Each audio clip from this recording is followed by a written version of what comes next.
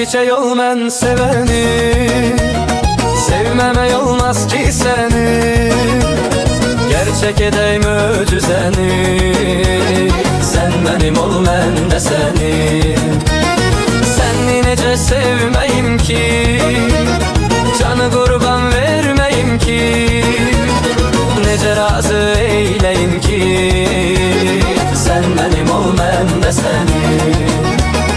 Sevgimin abad ederim, ruhunu azad ederim, ömür boyu şad ederim, sen benim ol mən də səni. Sevgimin abad ederim, ruhunu azad ederim, ömür boyu şad ederim, sen benim ol mən də səni.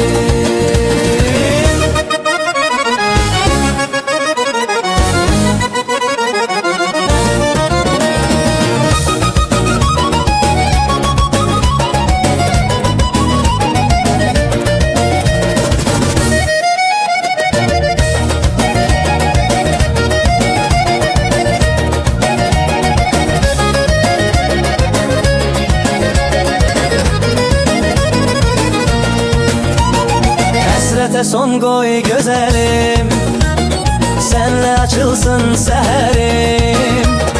Razı ol elçi göndərim, sən mənim ol mən də səni. Səni necə sevməyim ki, canı qurban verməyim ki, necə razı eyləyim ki, sən mənim ol mən də səni.